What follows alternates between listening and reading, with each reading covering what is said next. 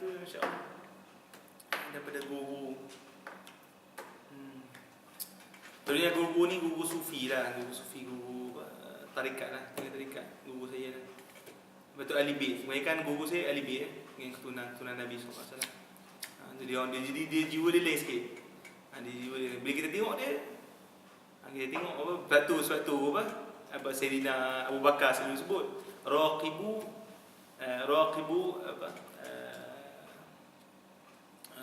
raqibu Muhammadan fi ahli baitih.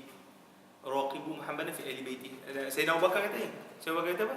Kamu nak tengok Nabi ni, kau tengok pada ahli bait dia. Tengok pada ahli bait dia. Memang kita tengok betul kalau macam guru saya ahli bait memang itu perangai dia. Perangai dia berani, perangai dia pemurah, perangai dia orang lembut, orang sayang, orang apa. Dia macam tu. Macam itu guru dia. Tapi taklah semua. Tak ada semua itu, tapi yang saya nampak dulu guru saya lah, guru saya lebih kata Ustaz Fatih dia Syiah pula. Syiah benda ni. Dia kaitan lah kan. Tapi memang kita ni suka memang. Ya raqibu Muhammad fi ahli baiti.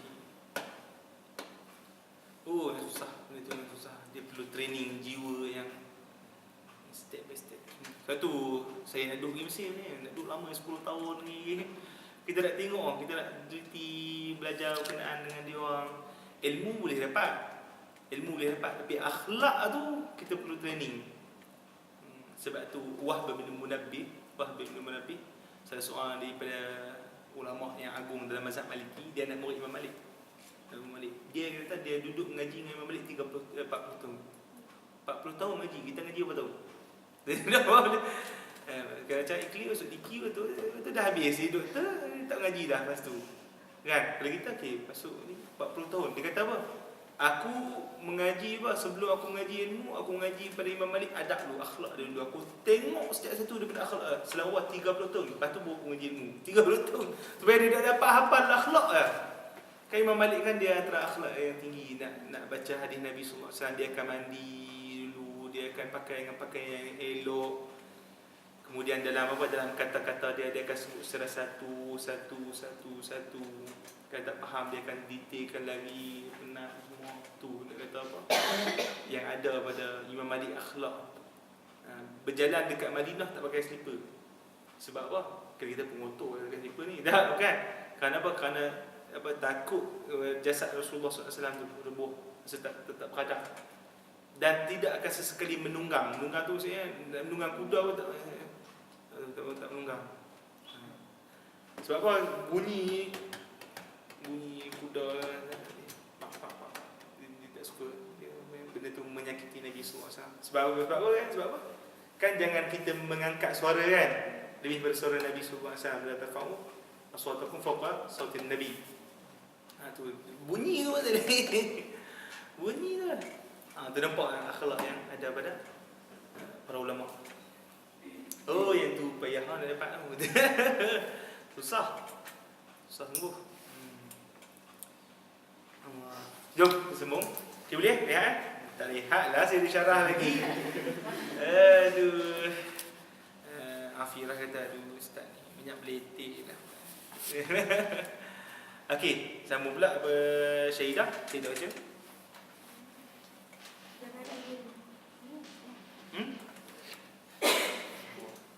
Janganlah dia menjadi muridnya yang cemerlang, dan janganlah dia terlalu membesar-besarkan nikmat yang diperolehi oleh murid ini. Ini kerana perasaan dengki terhadap orang lain adalah diharapkan. Muka suara apa? 37 lah. Tak habis lagi dah. Fasal. Ada tak di atas? Ada lagi. Bawah tu. Fasal. Guru dikatakan supaya mengajar murid-muridnya dengan bersungguh-sungguh dengan cara mengorbankan kepentingan duniawi tu. Duit hilang pun tak apa. Habis duit pun tak apa, tapi asal kan anak murid dapat ilmu, anak murid dapat apa? Dapat akhlak. Anak murid kenal Allah Taala. So dia. Ni yang ni kita jam daurah pun RM70. RM70 dah. Betul lah. Susah tu. Tapi disebut yang tidak dikategorikan sebagai daruriyah. Daruriyah. Apa maksud daruriyah? Daruriyah dalam keperluan kita sehari-hari ada tiga martabat, tiga level keperluan manusia dalam satu hari. Pertama dipanggil daruriyah. Yang kedua hajiyah. Yang ketiga tahsiniyah. Semua tahu kan? Belajar maqasid kan? Lagi lepak maqasid. Pertama apa? Daruriyah. Yang kedua hajiyah. Yang ketiga apa? Tahsiniyah. Imam Nawawi dia sebut apa? Kita kalau apa selagi benda tu tak menyangkut isu daruri, baik kita korbankan. Apa maksud daruri? Maksud daruriyah, hajat yang daruri adalah apa? Hajat yang jikalau manusia tidak memilikinya, nescaya dia apa? Dia akan mati. Itu maksud daruri. Maksudnya apa? Hajat jikalau manusia tidak memilikinya, dia akan apa? Dia akan mati. Itu maksud daruri. Boleh kan? Yang kedua hajiyah. Hajiyah maksudnya hajat jikalau ataupun keperluan yang jikalau manusia tidak memilikinya, nescaya menghadapi kesukaran dan juga kepayahan. Dia akan rasa payah macam problem. Boleh kan? Yang ketiga adalah apa? Tahsiniyah. Tahsiniyah kita kata hanya hajat yang menggambarkan kepada apa? Penyempurna. Keperluan-keperluan yang apa? Yang dianggap sebagai apa? Penyempurna. Contoh kita kata daruriyah selalunya adalah apa? Berkaitan dengan pakaian yang asasi, berkaitan dengan tempat tinggal, berkaitan dengan makanan. Daruriyah. Boleh faham kan? Jadi kita kata kalau rumah tak ada, tak boleh hidup macam mana? Hidup mesti ada rumah, mesti ada pakaian. Itu hajat-hajat yang daruri. Tapi kalau rumah banglo, tu apa dia? Tahsiniyah ke hajiyah? Tahsiniyah dah tu. Sebab bukan sebenarnya rumah teres pun dah okey, boleh hidup, boleh okey lah. Kan? Rumah banglo ni pasal apa? Tahsiniyah. Betul tak? Okey, lagi yang bagi. Kipas-kipas ni dia bagi keperluan apa? Daruriyah ke apa hajiyah? Hajiyah sebab apa? Dari panas. Dah tahsiniyah ada kipas ni, buka tingkap. Kan? Ikon tahsiniyah ni. Tapi kalau rumah, contoh kalau rumah tak ada tingkap. Tingkap dipanggil sebagai hajat lah. Tak ada tingkap macam mana? Susah lah, payah lah. Kereta hajiyah ke apa daruriyah? Kereta hajiyah. Memang kalau tak ada kita nak pergi kerja je lah. Susah. Hajiyah. Yang itulah. Okay, jadi level yang mana ni mesti korbankan. Maksudnya yang dikekalkan pada dia daruriyah dia. Yang hajiyah kereta ke apa boleh bagi kena murid. Dah contoh kalau kena bagi murid. Lagi kata iklil, maksudnya iklil kena bagi kereta lah kat Ustaz Fatih ni. Ada bukan maksudnya macam tu. Dan maksudnya guru kena apa? Kena bagi segalanya pada anak murid dia tu. Selagi tidak menyentuh apa tadi? Daruriyah.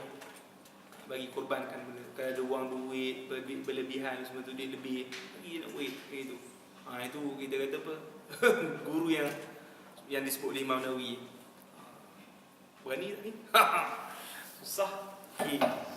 Kita pun ada anak bini, kita pun ada lah kan. Maksudnya apa? Satu Imam Nawawi dia tak kahwin, tak apalah. Dia tak kahwin. Okey, tengok. Betul? Syida? Ketika mengajar dia hendaklah ketika mengajar Tak betul. Relax. Okey.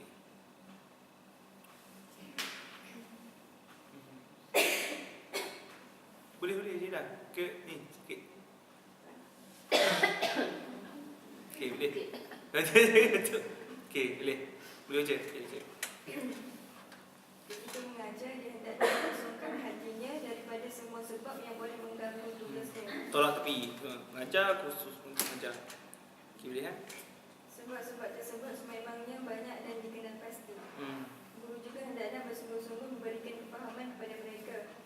Dia juga hendaklah memberikan kepada muridnya apa yang sesuai untuk setiap Tu mereka. rai level. Ni apa waktu mengajar dia hambur semua tu dia. equation E equal to MC square tu. Jadi anak murid kena step by step lah belajar mengajar. Okey, setakat ni boleh faham? Okey, settle. So boleh beri ke point esok ni pula. Okey tu. Jangan apa hambur semua. Guru kena apa? Guru kena cerdik. Masalah kadang-kadang yang pendakwa-pendakwa ni yang mengajar masyarakat di masjid, dia tak tahu untuk apa, untuk nak uruskan isu ni. Dia mengajar, dia panggil apa? Dia mengajar cerita apa yang dia tahu. Boleh faham? Sebab dia mengajar apa? Untuk dia cerita apa yang dia tahu, bukan pada apa yang manusia perlu. Ni saya dulu yang saya tengok dekat ni. dekat masjid saya duduk tengok ceramah-ceramah ni, ceramah kritikan sosial lagi. Tak ada, bukan kritikan sosial tapi penelitian secara umum. Pengajaran. Dia tengok dekat masjid. Tu dia ada syarah bab tauhid. Bismillah tu apa dia? Bismillah itu adalah nama. Nama Allah ni zat Allah ke bukan nama zat Allah Taala? Nafsul musamma ke bukan nafsul musamma? Pak cik ni.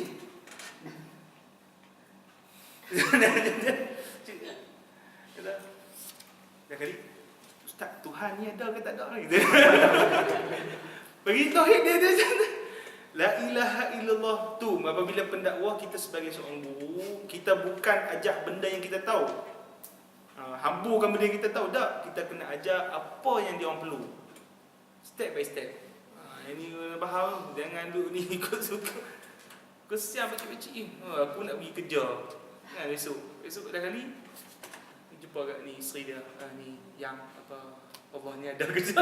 Dia jadi jam pula family. Saya pun tak perhati, saya pun tak faham dengan ustaz tadi kata. Kan dah susah tu. Jadi fitnah pula. Payah pula. Lihat. Okey. Soalnya oleh itu dia tidak boleh membebankan muridnya yang tidak mampu dan dia tidak mengurangkan daripada muridnya yang mampu menerima banyak perkara. Dia boleh timbang. Tengok level murid dia. Yang tu. Ni guru dia tengok dia tak Imam Nawawi tak pernah pun pergi ni kan. Apa maktab perguruan kan, tapi tengok dia punya tu pemikiran. Dia ada anak murid dia ramai. Antara anak-anak murid dia yang masyhur Alauddin Al-Attar, anak-anak murid dia, semua anak-anak murid dia masya-Allah wali-wali semua. Tuku wali, wali. Masyhur. Saya ada kisah dia, kisah hidup Imam Nawawi. Saya lupa, nanti saya bagi print ni. Yang saya terjemah, yang saya terjemahkan. Masya-Allah. Okey, boleh kan? Sebenarnya.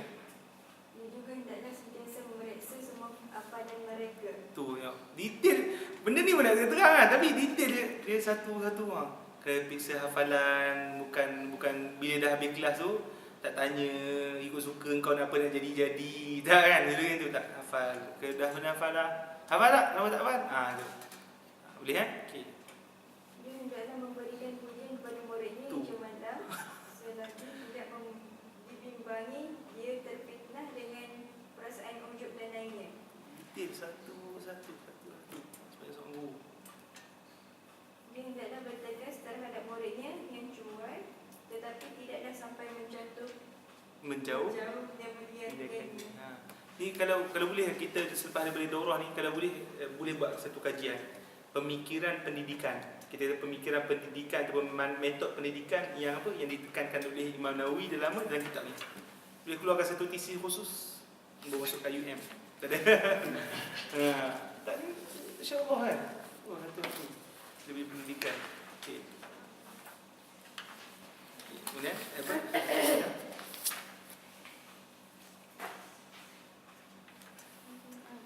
Janganlah dengan dengki muridnya yang cemerlang dan janganlah dia terlalu membesar-besarkan nikmat yang diperolehi oleh muridnya itu.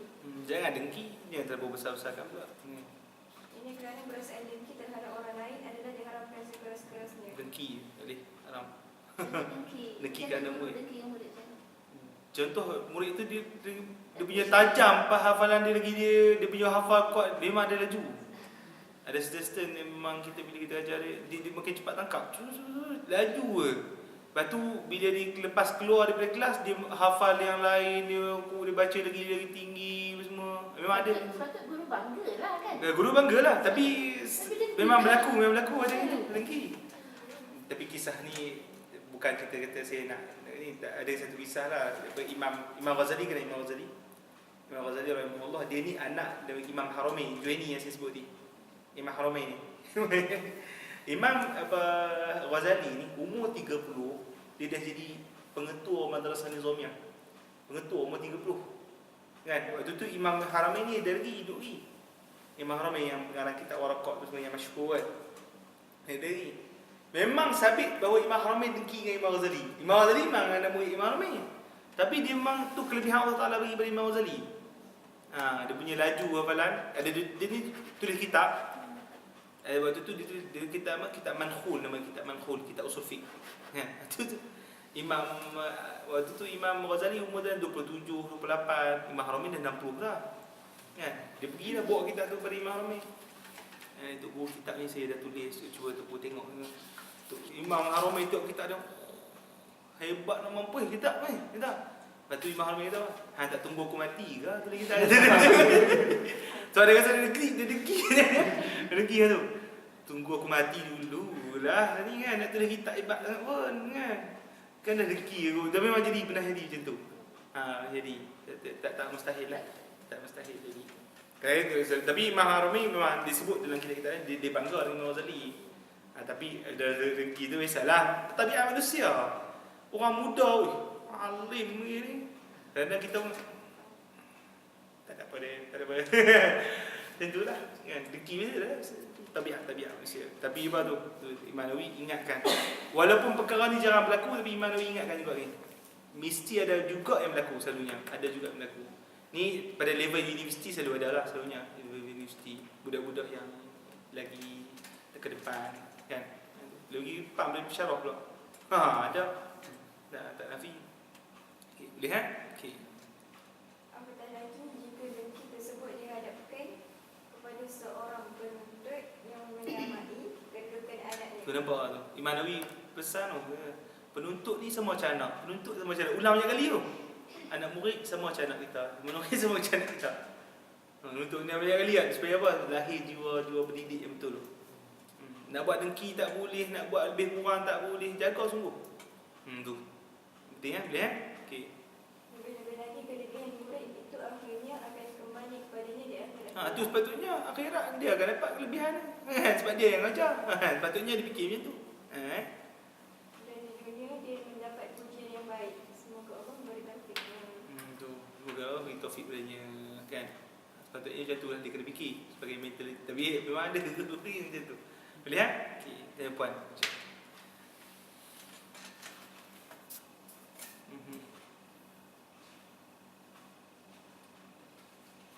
Panjang ni, fasa ni panjang. Tapi dia Masya Allah lah, dia keluarkan, jadikan sebagai kita punya benda yang disebar-sebarkan dalam masyarakat berkenaan guru-guru. Boleh kan? Okey, puan je. Siapa? Dalam mengajar, guru hendaklah mendahulukan muridnya yang datang lebih awal dan kemudiannya diikuti oleh muridnya yang datang selepas itu. Tu. Benda ni pun dia kan. Datang tak apalah, ikut giliran lah. Kan, bagi giliran. Janganlah guru lebihkan pada orang takut sakit hati pula anak murid yang datang awal tu. Kan? Kita lebihkan pada orang lain pula yang datang lewat. Kena raih lah guru ni. Walaupun ada adab yang halus ni. Raih juga benda ni. Kan? Tak ada pilih kasih. Tak ada pilih kasih. Kan? Sama. Maksud mendahulukan ni maksud? Mendahulukan ni maksudnya kan apabila contoh kita orang nak apa? Contoh dalam kita nak baca Quran kan. Kan baca Quran, anak murid ada yang datang awal, ada yang datang lewat. Bila nak baca Quran kita tu, adakah kita bagi yang nombor 2 yang datang lewat tu? Tak, kita bagi yang pertama tu lah. Sebab first come first serve lah. Sebab apa? Saya kalau kita bagi yang kedua, sakit hati anak murid yang pertama. Aku dah datang awal, first aku tunggu kat ni. Tu nak kena raih sampai ke tahap tu. Nak kena raih tahap tu. Kadang-kadang kita kadang-kadang memang kita ada perasaan kita sayang murid, setengah murid banding yang lain, betul tak? Memang tu. Saya dahulukan dia lebih daripada orang lain. Tak boleh. Kalau dah sampai orang tu perlu didahulukan, kena dahulukan orang yang dah memang datang tak perlu didahulukan. Boleh kan? Okay. Ini dilakukan ketika terdapat ramai murid. Ni murid. Sekiranya murid yang datang awal setuju supaya didahulukan orang lain, maka guru bolehlah berbuat demikian. No, kau tanya dulu murid. Benda boleh tak ni nak apa lagi? Tu. Insya-Allah. Jaga hati. Jaga hati. Jaga hati sebab kita anggap anak murid ni macam anak kita. Dia Guru hendaklah menunjukkan kegembiraan dan muka yang manis.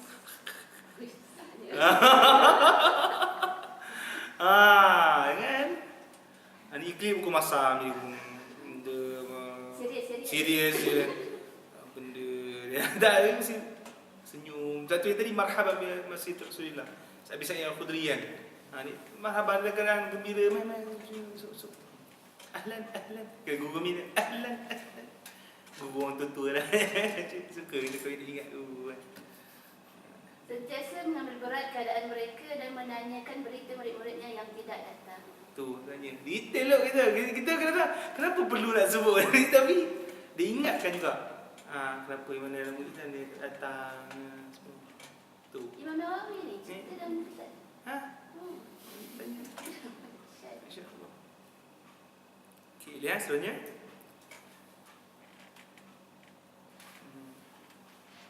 Para ulama radhiyallahu anhum berkata, guru tidak boleh menolak permintaan mengajar seseorang dengan alasan murid tersebut tidak mempunyai niat yang betul. Niat tu kepada Allah Ta'ala. Kan? Niat tu Allah Ta'ala kata, niat ni budak ni jahat ni tak boleh guru nak menolak. Ngajar ni mesti kita lepas tu bawa step by step supaya kita nasihat supaya niat dia diperbaiki. Tu guru sepatutnya fikir. Ya.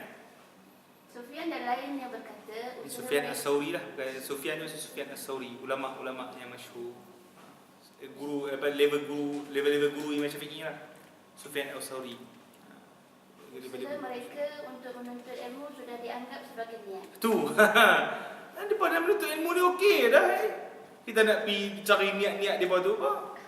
Kan? Okey tu. Daripada mengaji. Alhamdulillah lah. Kan? Mereka berkata, kami menuntut ilmu kerana selain daripada Allah. Tetapi ilmu itu enggan melainkan ia hendak menjadi kerana Allah juga. Ni yang saya sebut malam ingat tak? Yang kalam Imam Ghazali, talabna al-ilma li ghairillah fa aba an yakuna illa lillah. Ini kalam dia quoting dia. Boleh buat set Facebook lah. Maksudnya budak apabila dia belajar, walaupun pada asalnya niat dia tu niat tu tak ikhlas. Kan, tapi kita slow step by step kita perbaiki niat dia, tak lama insya-Allah dia akan ubah niat dia akan khusus pada Allah SWT. Maksudnya apabila dia kenal Allah Taala, dia akan tahu hakikat dia nak ngaji macam mana. Boleh faham kan? Okey. Apa dia? Ada status Facebook ni Zafirah ni. Talabna al-ilma li ghairillah fa aba an yakuna illa lillah. Yakuna illa lillah.